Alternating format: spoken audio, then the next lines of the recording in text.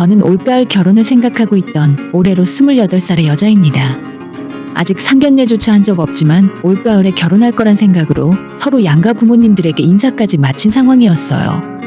저보다 5살 많은 남자친구와 1년 반 정도 연애를 하다가 작년 가을에 프로포즈를 받고 반지까지 미리 받아버렸어요.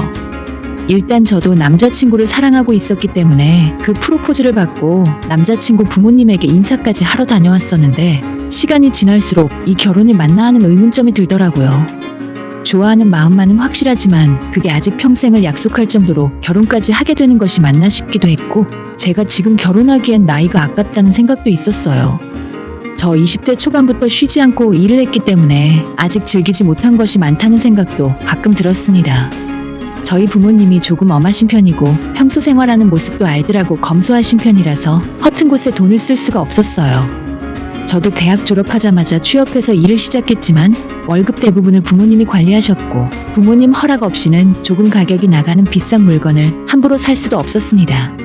친구들은 돈 모아서 해외여행 다니고 주말마다 클럽 다니고 술 마시러 놀러 다니는데 저는 용돈 받아서 생활했기 때문에 마음대로 놀지 못해서 항상 아쉬웠죠.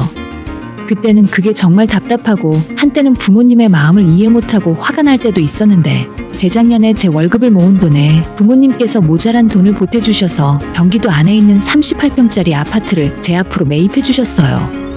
물론 저는 부모님 댁에서 지내고 있고 회사도 부모님 집에서 더 가깝기 때문에 혼자 그 집에서 자취할 필요는 없었지만 일단 내 명의로 아파트가 한 채 생기니까 기분이 너무 좋더라고요.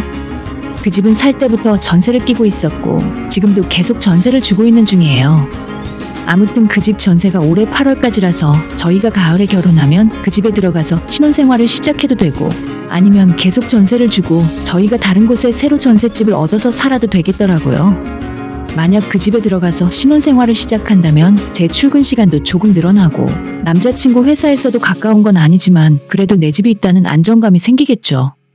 대신에 그냥 전세를 계속 유지하고 그 돈으로 다른 집을 구한다면 서로 직장도 가깝고 비교적 더 신축 아파트에서 살 수 있다는 장점이 있더라고요.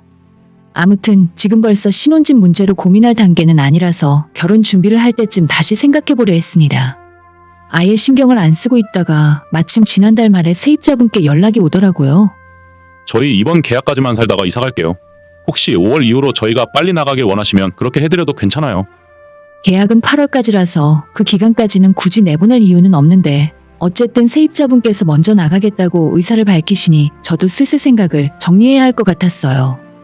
부모님에게 여쭤봤더니 지금 팔아도 원래 샀던 가격보다 높은 금액이고 저희가 결혼하고 들어가서 살기 힘들다면 차라리 팔아서 새 집을 사는 게 낫지 않겠냐고 말씀을 하셨어요. 집을 그냥 팔아버릴지 아니면 또 다른 세입자를 구해서 전세를 맞춰야 할지 이도저도 아니면 그냥 출퇴근 시간이 조금 멀어지더라도 그 집에서 신혼생활을 시작할지 저 혼자서 고민이 많이 되는 상황이었죠.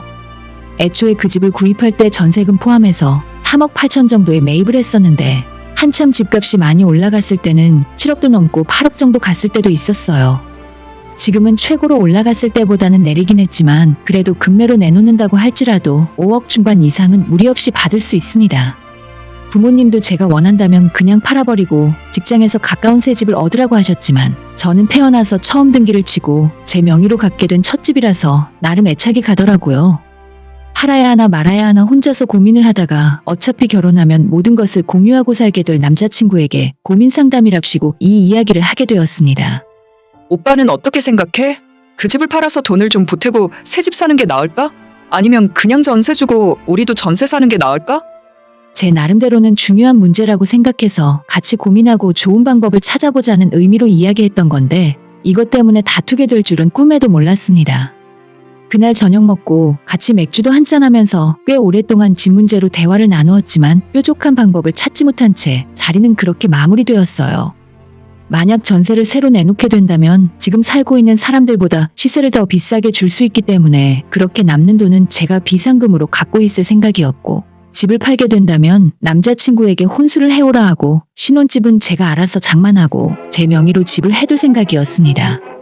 팔아야 하나 말아야 하나 고민이 계속되던 와중에 며칠 후에 남자친구의 여동생, 그러니까 제게는 예비 신우이었던 사람으로부터 전화가 오더라고요.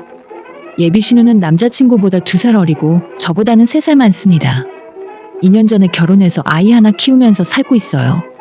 아무튼 예비 신우가 제게 전화해서 자기 오빠한테 들었다며 집을 전세를 놓을 건지 팔 건지를 물어보더라고요.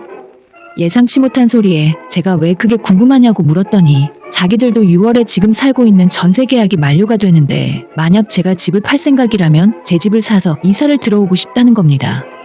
어차피 지금 살고 있는 세입자도 5월 이후로는 언제든지 이사 갈 수 있다고 했으니 만약 제가 팔 생각이라면 예비 신우에게 팔아도 괜찮겠다 싶더라고요. 우리 오빠한테 들었는데 아파트 팔 생각이라면서?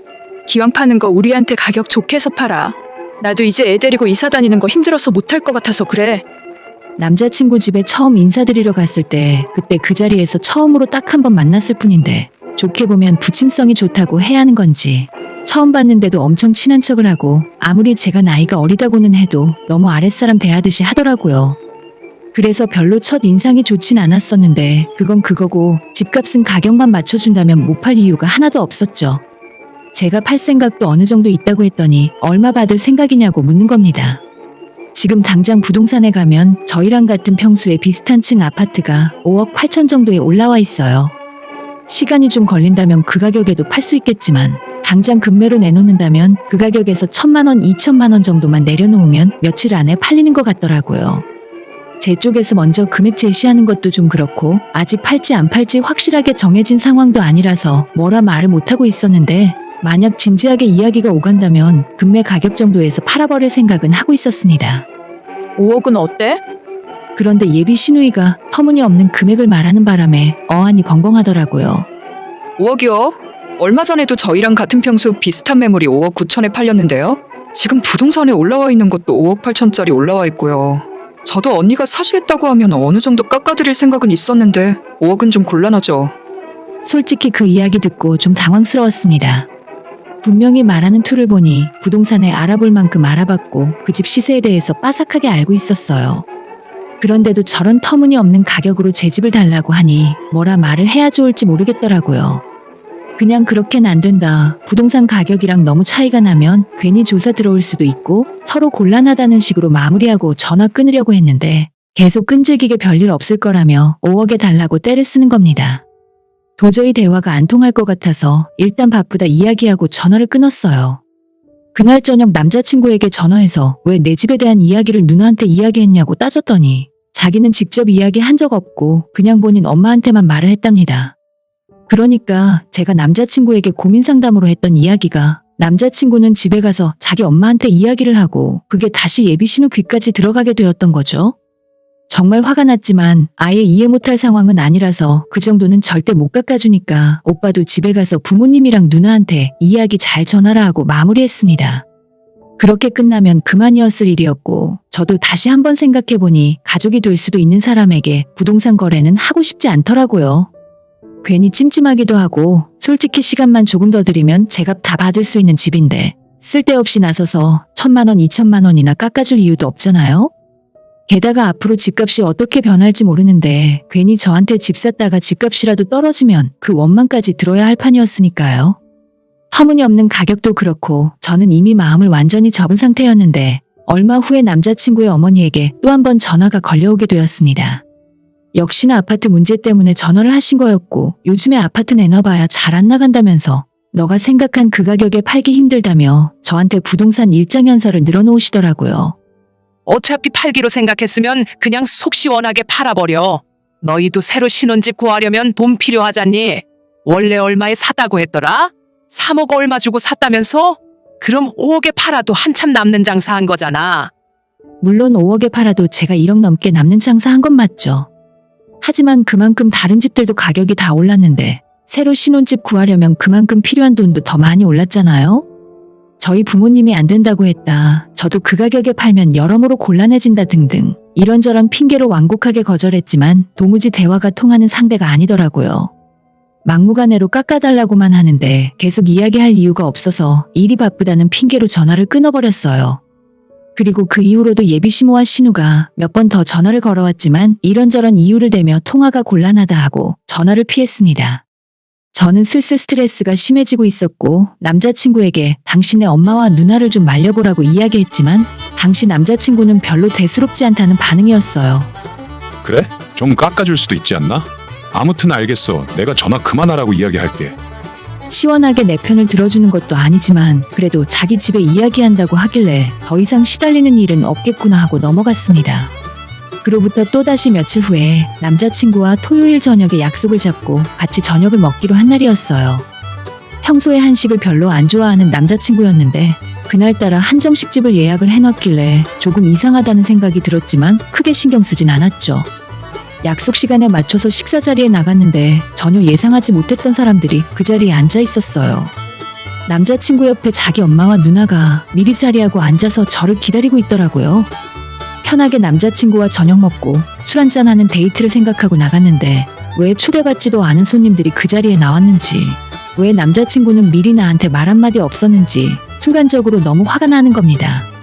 제가 전화를 피하고 아파트에 대한 대화를 계속 피하니까 이런 식으로 억지로 자리를 만들었나 봐요. 제가 오늘 약속을 잘못 알았나 봐요. 저는 오빠랑 둘이 만나는 줄 알았는데 오늘은 일단 돌아가고 다음에 다시 인사드리겠습니다. 제가 표정 관리 못하고 돌아서서 나가려고 하자 남자친구가 그런 거 아니라면서 이상한 소리 안 할 테니까 일단 편하게 앉아서 밥 먹으라며 붙들더라고요. 그냥 가겠다고 하는데 계속 붙들어 앉혀서 어쩔 수 없이 일단 자리에 앉았는데 제 기분은 이미 겸상하고 같이 밥을 먹을 상황이 아니었죠. 남자친구가 했던 말도 있고 음식이 다 차려지고 식사가 시작할 때까지 집에 대한 이야기는 전혀 나오지 않고 애써 다른 이야기를 하며 분위기를 풀어보려 하더라고요. 저는 이 자리를 빨리 일어나고 싶었기 때문에 그냥 아무 말 없이 앉아 있었는데 남자친구의 누나가 도저히 참지 못하겠는지 5분도 안 되어 바로 본론을 꺼내기 시작했죠. 그러니까 어차피 집 팔 거라면서? 요즘 부동산에 내놔봤자 몇 달이 걸릴지도 모르는데 그냥 나한테 넘기는 게 서로 좋지 않아? 그 말에 예비 시어머니까지 옆에서 그 정도 깎아주는 건 많이 깎는 것도 아니라면서 서로 좋은 게 좋은 거니까 저보고 욕심 적당히 부리고 계약하랍니다. 이게 제 욕심인가요? 원래 가격보다 더 받겠다는 것도 아니고 그냥 남들 받는 만큼만 받겠다는 건데, 그리고 진짜로 예비 신우가 제값 주고 살 생각이었으면 아마 금매 가격으로 팔았을 거예요. 억지로 이런 자리까지 만들어내서 말도 안 되는 가격에 집을 넘기라고 강요하는 모습이 정말 진절머리가 날 정도였고, 아직 정식으로 결혼도 안 했는데 이 정도라면 제가 이 집에 며느리로 들어갔을 때는 얼마나 심할지도 상상이 되더라고요. 눈앞에 차려진 음식들이 한가득이었는데 도저히 이 분위기에서 밥을 못 먹을 것 같아서 먼저 일어나겠다 하고 가방을 챙겨 들었어요. 죄송해요. 오늘 제가 있을 자리가 아닌 것 같아서 먼저 일어나 보겠습니다. 제 밥값은 제가 내고 갈게요. 하고 방을 나가려는데 제 등 뒤에서 남자친구의 누나가 저한테 너무 섭섭하다면서 앞으로 가족이 되더라도 잘 지내긴 힘들 것 같다는 식으로 말을 하더라고요. 그러거나 말거나 말리는 남자친구의 손을 뿌리치고 혼자 집으로 돌아왔습니다. 1인당 4만 원 가까운 밥값이었는데 한 젓가락도 먹지 않았지만 제 밥값은 제가 계산하고 나왔어요. 당연히 저도 기분이 안 좋았고 남자친구도 자기 식구들 앞에서 제가 그런 식으로 나와버렸으니 단단히 화가 난 상태였겠죠. 이틀 정도 서로 연락도 한 번 없다가 이대로 헤어지는 건가 싶은 생각이 드는 찰나에 남자친구에게서 먼저 만나자고 연락이 오더라고요. 그렇게 퇴근하고 만난 자리에서 서로 어색함이 있었고 한참 뜸을 들인 후에 남자친구가 먼저 입을 열었어요. 우리 누나가 너 조금 무서운 것 같대. 너무 계산적이고 앞으로 대하기도 어려울 것 같다더라. 안 그래도 그때 그 자리에서 들은 이야기만으로 충분히 기분 나쁜 상황이었는데 굳이 다시 만나서 사실을 확인시켜주는 남자친구 때문에 잊고 있던 짜증이 치솟았죠. 너무 어이없어서 남자친구에게 평소에 내가 그런 성격으로 보이냐고, 지금까지 우리 사귀면서 내가 무섭게 군 적이 있냐고 물어봤는데 남자친구란 놈이 한다는 말이 솔직히 너가 기가 좀 세긴 하잖아. 라고 하더라고요. 이 상황에서 자긴 안 그렇게 생각한다고 말해도 모자란데 누나 하는 말에 동의를 하고 자빠졌으니 더 이상 할 말이 없었죠. 그래서 우리 결혼 없던 일로 하자고 했습니다. 오빠가 나랑 결혼하면 나는 더 기가 세지고 성격은 더 더러워질 것 같아. 며느리를 봉으로 하는 오빠네 식구들이랑 중간에서 아무 말 못하는 오빠 때문에 내가 속이 터져서 성격이 더 드세질 것 같다고. 하고 진짜 헤어지자는 말을 한 뒤에 자리에서 일어났어요. 남자친구도 그제서야 뒤늦게 아차 싶었는지 저를 따라 나오면서 그런 의미가 아니었다며 수습을 하려고 해봤지만 이미 때는 완전히 늦었습니다. 안 그래도 헤어져야 하나 말아야 하나 고민이 커져가고 있었는데 남자친구가 결정타를 날려준 덕분에 더 이상 머릿속에 고민할 필요가 없더라고요.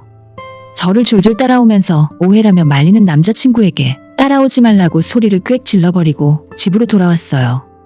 그날 저녁에 남자친구는 물론 걔네 엄마와 누나까지 전화가 오고 카톡을 보내서 전부 오해라고 자기들은 저를 며느리로 맞이하는 걸 환영한다며 뒤늦게 헛소리들을 하고 있었어요. 지들이 원하는 대로 싸게 집을 안 팔아준다고 저보고 성격이 드세네 어쩌네 맘대로 떠들더니 이제 와서 진짜 헤어질 것 같으니까 아차 싶었나 봐요. 그 뒤로도 계속 제가 전화를 안 받았더니 하루에 수십 통씩 문자 보내고 카톡을 보내면서 자기들이 잘못했으니까 아들이랑 다시 만나달라며 귀찮게 해서 그 집안 식구들 전화번호를 전부 차단해버렸습니다. 결혼할 생각이 싹 사라져서 제 아파트는 다음 세입자 구해서 전세 주기로 결정했고 남자친구와도 번호 차단한 이후로 안 보고 지내고 있어요.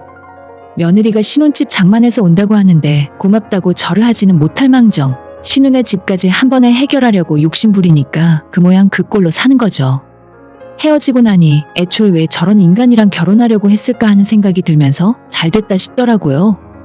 원래 남자친구 능력이나 집안 재산 같은 건 전혀 신경 안 쓰고 살았었는데 앞으로 새로운 사람을 만나게 되면 며느리 재산에 관심이 없는지도 꼭 알아봐야 할 것 같습니다.